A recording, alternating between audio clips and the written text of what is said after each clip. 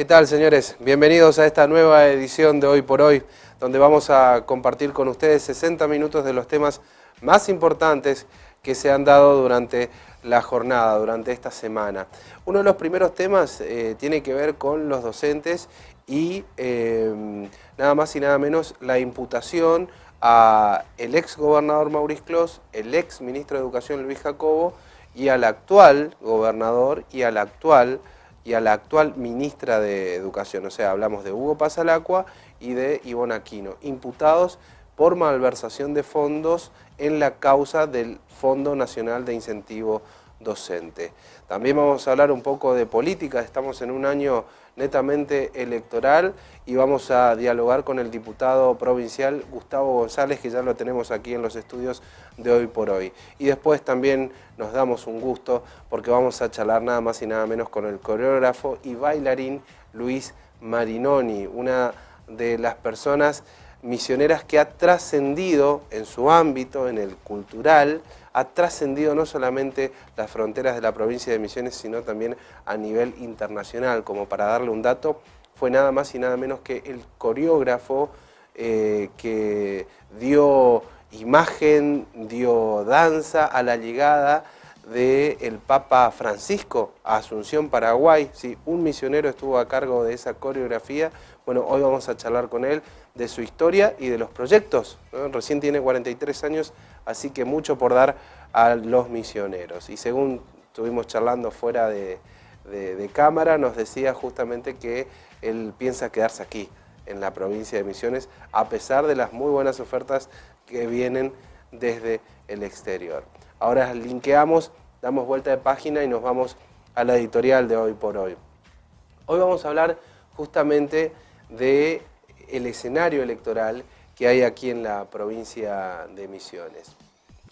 Y me imagino que por los últimos datos que han sucedido, el título de la editorial es adecuada esta semana política. Cambiemos la dedocracia y el autoritarismo político. El escenario electoral está cada vez más atrayente. Es un año sumamente político donde veremos hasta el cierre de listas todo tipo de especulaciones, pero ¿cuáles son los cuadros políticos que tenemos hoy por hoy?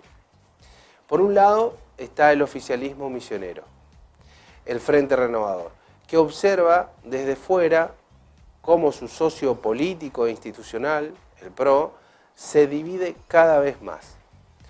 Por el oficialismo nacional más puro en Misiones, Humberto Schiavoni es el señalado a dedo por el macrismo como el candidato a senador por Cambiemos. Pero desde la Unión Cívica Radical, todos observan como candidato a senador, sí, escuchó bien, porque los radicales quieren internas, como senador, como precandidato a senador, quieren nada más y nada menos que a Luis Pastori. Uno de los referentes importantes del radicalismo que todavía es escuchado en el Partido Radical, el ex gobernador Ricardo Cacho Barrios Arrechea, en una entrevista que nos dio en LT4, manifestó textual: en una interna de Cambiemos, Luis Pastori es mejor candidato que Humberto Schiavoni. Esto fue lo que planteó el señor Ricardo Cacho Barrios Arrechea en esta entrevista. Escuche el audio.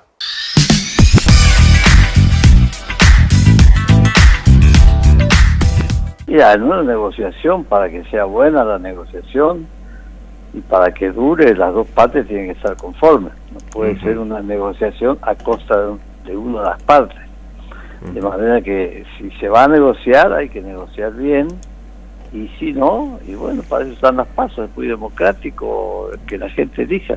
La gente es la que decide en las PASO, no la dirigencia. Entonces, si el radicalismo va a negociar en buenas condiciones, aceptables condiciones, me parece fantástico.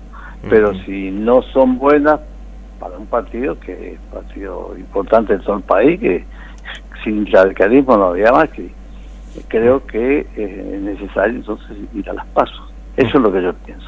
Y acá en la provincia de Misiones, ¿usted a quién observa como un candidato fuerte que encabece lista de senadores, de diputados nacionales? ¿A quiénes observa usted? Bueno, yo lo veo a Luis Pastori como un candidato natural y además el que más mide. para senador, por ejemplo. Y bueno, para diputado he anotado varios candidatos, entre ellos González, Pianesi, no sé si alguno más.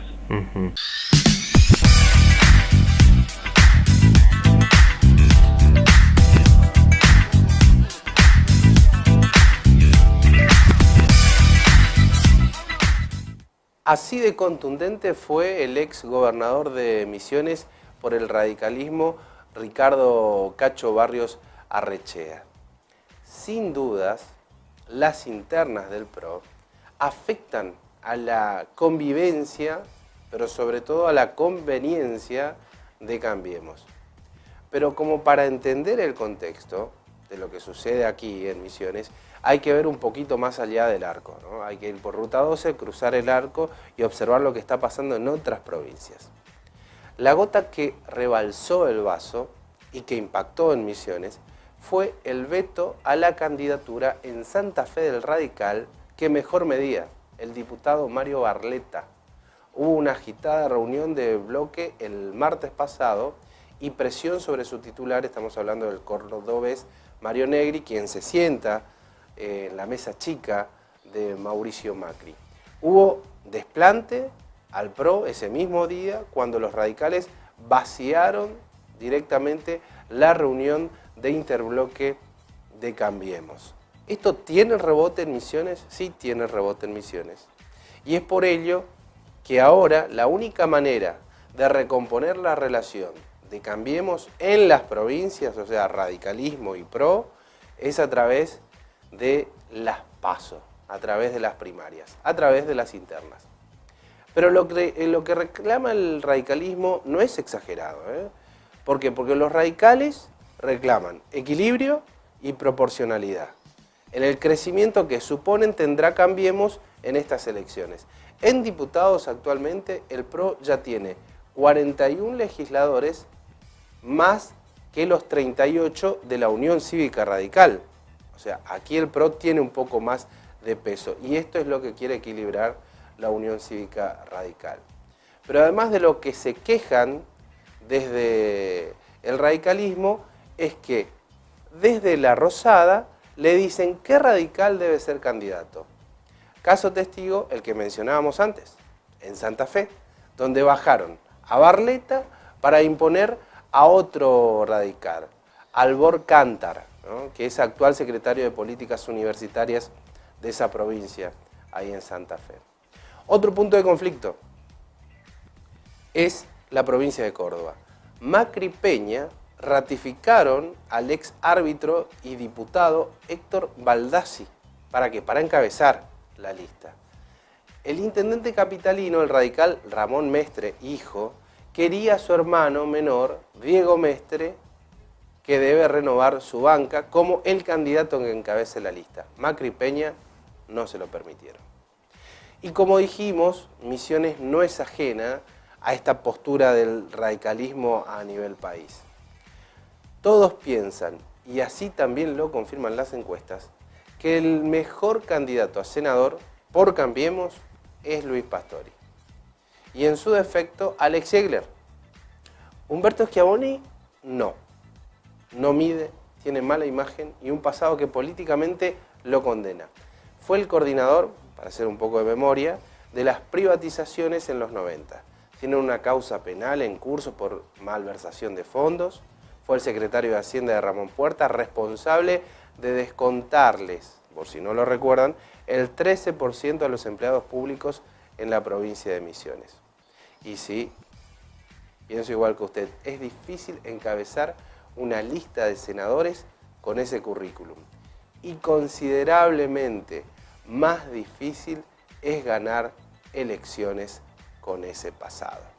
Por su parte, el Frente Renovador de Misiones observa con mucha tranquilidad cómo la falta de cintura política de uno de sus competidores en las elecciones de octubre, el PRO, se altera cada vez más a medida que se acercan las elecciones. El otro cuadro es Avancemos. Ahí tenemos a Adolfo Velázquez, Claudio Wilplinger, María Lozada, Hugo Escalada, Víctor Kramer, Alejandro Velázquez, la diputada Silvia Rojas. Ahora se sumó el socialismo con Fernando Fernández, que es el secretario general del socialismo en la provincia de Misiones. Y por el momento hay tersa calma en este espacio, que viene de menos a más. Mientras muchos pensaban que iban a convivir poco y nada, y se iban a concentrar en las candidaturas, que seguramente las van a discutir, hasta el momento solo han hablado de lo que harían desde los cargos electivos que se votan en octubre. Y las candidaturas han quedado al margen por ahora. En síntesis, un oficialismo misionero observando desde la comodidad del poder. Avancemos construyendo más de lo que muchos pensaban. Y el PRO con la complicación del amateurismo político, con la desventaja de las viejas caras políticas que están dentro del partido, que quieren volver a la reincidencia de métodos políticos que antes cuestionaban. ¿Cuáles son? El autoritarismo y la dedocracia. Señores, bienvenidos. Esto es Hoy por Hoy.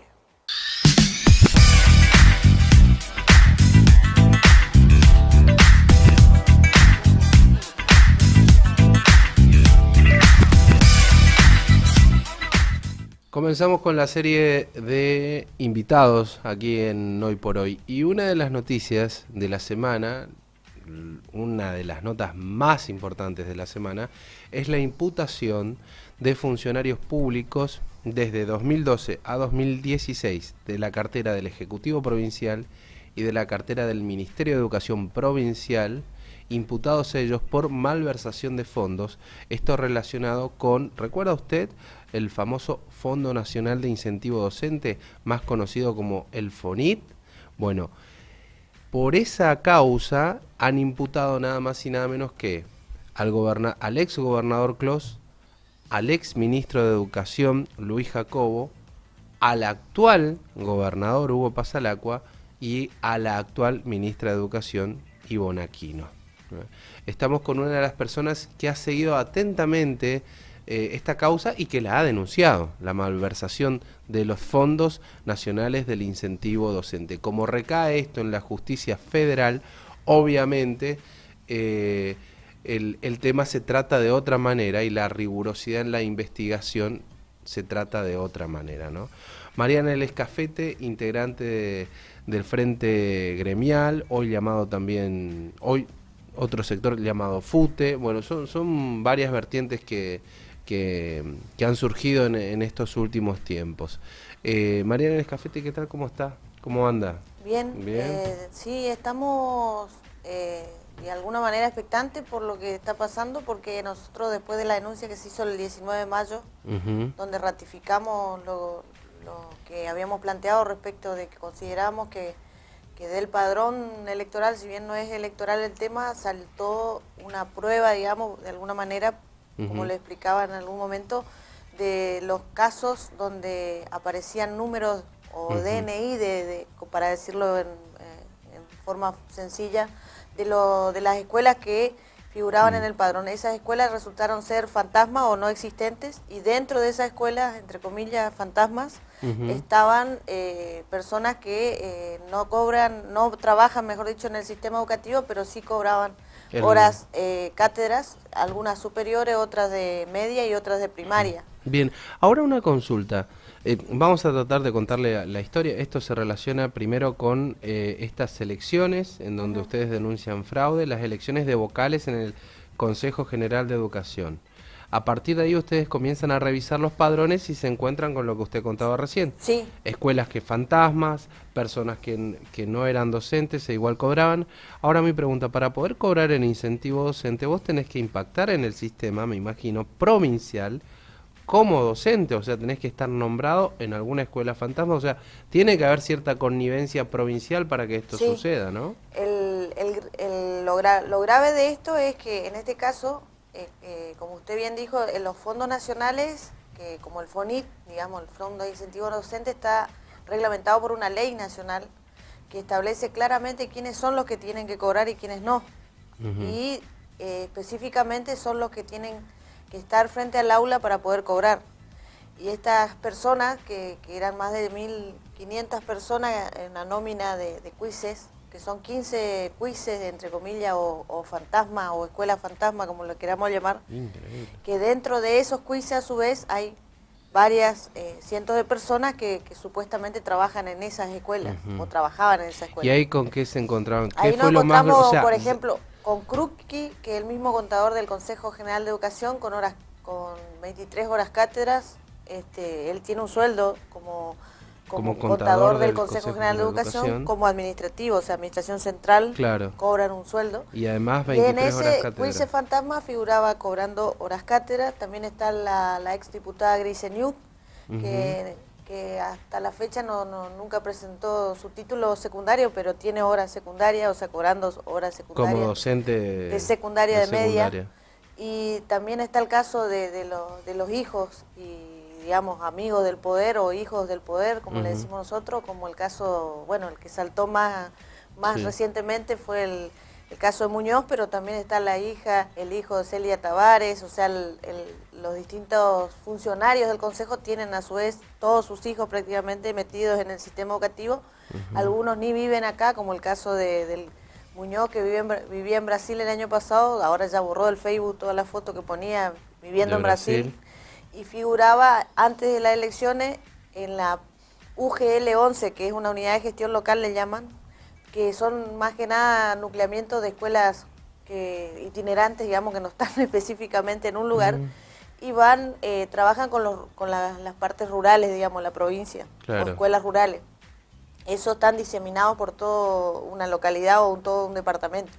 Y ahí figuraba antes de la elección el muchacho Muñoz, por ejemplo, y otros más, que son varios. Me imagino la cara del fiscal cuando ustedes le detallaban ratificaban la denuncia y detallaban estas situaciones. Escuelas fantasmas, docentes que no eran docentes cobrando horas cátedra. Sí. El caso del contador del Consejo General de Educación, que tampoco ejercía como docente y cobraba 23. ¿Cuánto cobra una persona con 23 horas cátedra? Hay que tener en cuenta que, por ejemplo, entre 23 y 30 horas cátedra está entre 20.000 a 23.000, 27.000 pesos. Y un maestro de grado, rompiéndose el alma en 2 cargos, no llega a eso porque el cargo de testigo maestro de grado es 9.673 pesos en la provincia de Misiones. Qué injusticia. Entonces, ¿y qué es lo que les dijo?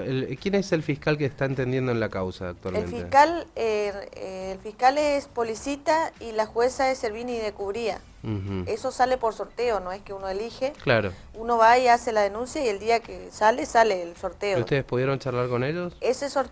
En la primera instancia que presentamos la denuncia se hace por mesa de entrada, el abogado presenta. Claro. Y el día que hay que ratificar estaba el subsecretario, ¿cómo se llama? Estaba el secretario de juzgado, el subsecretario de juzgado el que me tomó la declaración. La declaración.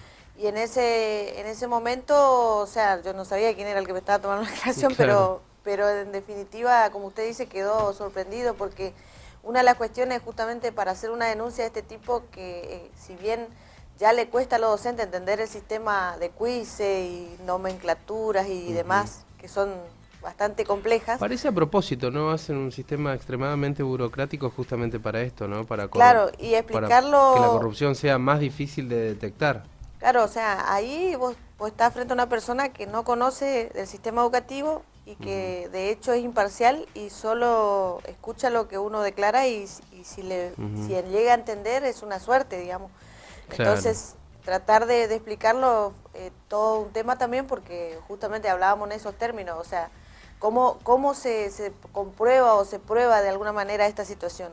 Y bueno, que en un sistema de página web, si usted entra y le decía por ahí, escriba esto, o sea, escriba esto y se reía porque, o sea, ya después me dijo, está re claro señora, me decía, como diciendo, se entiende perfectamente y de tal manera que cuando íbamos con Estela tenía que entrar en la segunda instancia, dijo, no, está más que claro, es suficiente, no hace falta. O sea, claro, por eso digo, porque es importante no por la cuestión de uno, sino en relación a la causa, que el fiscal tenía 3 opciones después de mirar ese análisis de las pruebas que le presentamos a los que nos tomaron la declaración y demás, y decir, bueno, no hay pruebas suficientes, desestimo la cuestión, esa era una opción para el fiscal. Claro. La otra opción era decir, necesito más elementos, le pido información a la otra parte y la otra es imputar directamente, que es lo que está haciendo ahora.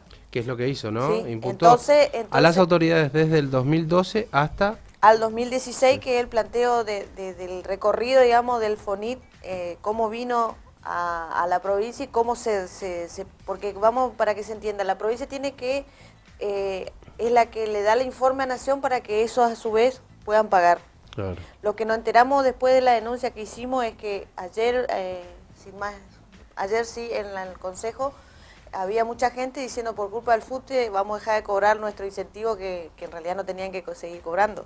Entonces ahora... o sea, estaban enojados porque además de haber cobrado indebidamente, ahora ayer bajaron línea de que nos dijeron a nosotros, gente que dejó de cobrar, que por culpa de ustedes dejamos de cobrar. O sea, pero no eran docentes, digo. No eran docentes, y lo que está demostrando es que teníamos razón, digamos. Claro, o sea, le está dando, sí.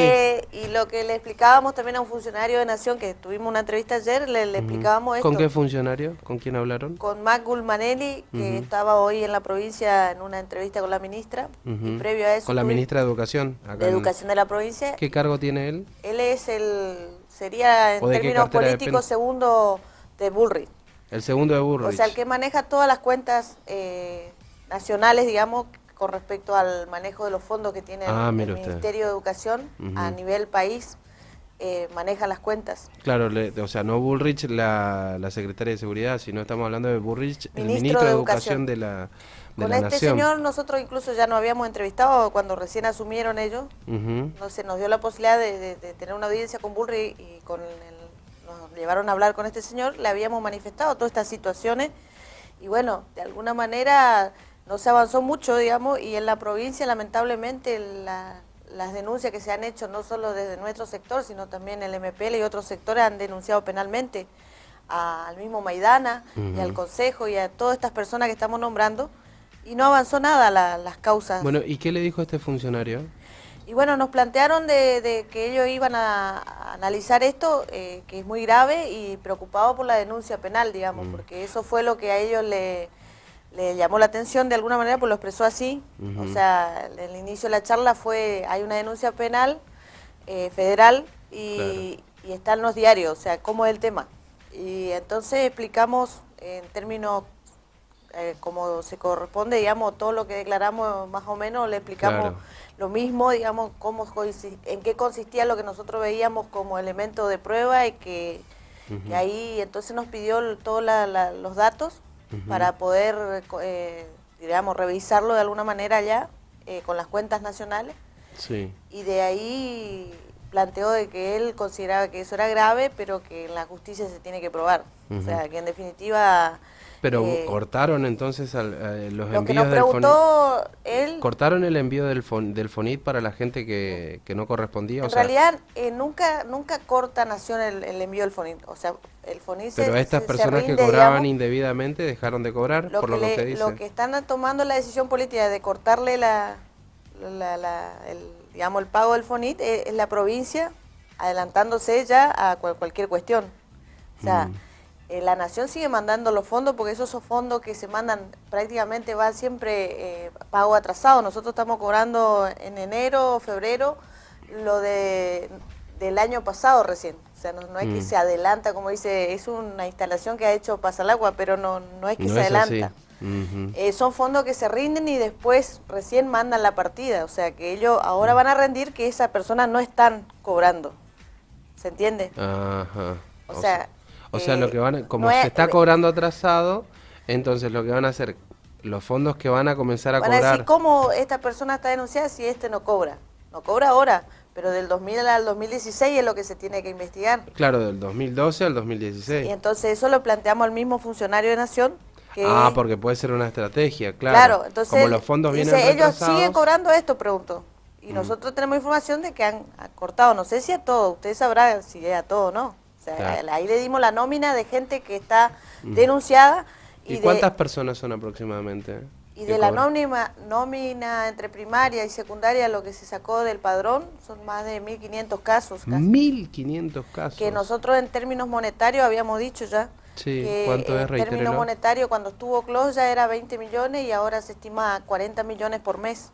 20 millones por mes, a Era 40 lo millones. aceptado por ellos mismos, que ahora se llevó a 40 millones por mes en carácter de fondos que van a otros destinos que no son, no solo el tema salarial, sino a cualquier lugar que puede ir a educación. O sea, Y esa es hacemos plata que pagamos todos, sí, digamos. hacemos retórica, o sea, 20 millones a montos actuales, 40 millones de pesos que iban destinados a personas que no trabajaban de docentes, o sea, que no son docentes. Uno de los casos más particulares y rimbombantes lo sacó un medio gráfico que planteó que un chofer de colectivo cobraba incentivo docente. ¿Por qué razón? Nunca lo supimos. Claro, o sea, después fue incorporada a la planta, por ejemplo, para justificar, porque ellos fueron haciendo movimientos estratégicos, digamos, de alguna manera para justificar que no estaban cobrando o que no estarían en esa situación. ¿Y quién es el responsable directo ahora? O sea, el gobernador en principio y el ministro de Educación. O sea, claro, de esa fecha hasta esta fecha, digo, 2012 en realidad hay un Consejo de Educación que liquida y es corresponsable de alguna manera, pero en el término del incentivo, cuando volás solo de incentivo, no de sueldo en general, sí, es el Fondo Nacional que los ministros de Educación de cada provincia son los que deben intervenir en esta cuestión porque son fondos que maneja el Consejo Federal de Educación, que está formado por todos los ministros de cada provincia y a su vez el presidente de ese consejo es el ministro de Educación Nacional. Ese Consejo Federal define políticas salariales y de currículum y demás en todo el país, y la ministra de Educación es la que representa a la provincia de Misiones en ese consejo, por lo tanto es el organismo responsable del Ministerio de Educación con el gobierno de la provincia. ¿Y quién digita? Quiero saber el fino. ¿Quién es la persona que dice, bueno, este colectivero me va a cobrar tantas horas cátedra, el contador del Consejo General de Educación va a cobrar 23 horas cátedra, más allá de que no es docente? Bueno, políticamente, o sea, legalmente sería el presidente del Consejo con el Ministerio y el gobernador, pero en realidad, a la hora de la verdad, sabemos bien que políticamente, aunque se deslinden las responsabilidades de Chat, que es su secretario de Educación, está puesto por Leverberg. Y hay todo un Consejo de Educación que ronda alrededor de esa connivencia política entre lo que es la UDPM y el gobierno de Pasalacua y el gobierno anterior también. O sea, que en definitiva el gobierno renovador. O sea, que en definitiva qué terrible. Hay una persecución muy grande instalada en las escuelas. Y ya casi un poder de policía armado por mi mismo Maidana, cuando salen a festejar, por ejemplo, en diciembre, en octubre pasado de las elecciones, sale el presidente del Consejo, una vergüenza, a festejar como si fuera integrante de la agrupación Adomi. El de Chat era presidente de la agrupación Adomi, o sea que esto es así de claro, digamos, y hay una política que viene denunciándose de nuestra parte hace mucho, pero que ahora tuvimos la posibilidad de tener toda la prueba junta en un padrón. Claro. Bueno, yo le doy tarea a la gente para el hogar, haga cálculos desde 2012 hasta 2016, hagamos un promedio, 30 millones a 40 millones, multiplique ese dinero mensualmente por esta cantidad de años, 2012, 13, 14, 15, 16, 5 años. 5 años, durante 5 años, que se comprobó, durante 5 años hubieron personas... Como mínimo 5 años. Como mínimo, ¿no? Hubieron personas que no eran docentes, igual cobraban, y el cálculo de pérdida de ese dinero era de entre unos 20 y 40 millones de pesos. Multiplique eso, esos montos, por eso, tarea para su casa. Ahora, Mario, ¿cuánto dinero se perdió? Quería decir algo. Sí. Nosotros, cuando reclamamos sueldo y nos dicen, ustedes solo piensan en la plata, no piensan en la educación, o sea, la educación pública es esto, digamos, o sea, es defender la escuela pública, es defender la transparencia de los actos, de los fondos públicos que deben ir a educación y no a otro lado, y también defender al maestro que sí trabaja. Por lo tanto, le decimos al señor gobernador y le exigimos de alguna manera que esos fondos que están prácticamente ya instalado de que cuántas plata va a otro lado que no tiene que ir, que ahora hay plata y se ha demostrado de alguna manera que hay plata para que le den a los maestros que sí trabajan esa plata. O sea, esa plata que dicen que no está, bueno, está, de alguna manera está. O sea, que esa plata es un deber cívico, o sea, públicamente tiene que decir el gobernador que lo mínimo que puede hacer que esa plata vaya a los docentes que sí están trabajando en las aulas. Bien, Mariana Lescafete, muchísimas gracias. Bueno. Señores, ahora sí hacemos nuestra primera pausa y ya venimos con más de Hoy por Hoy.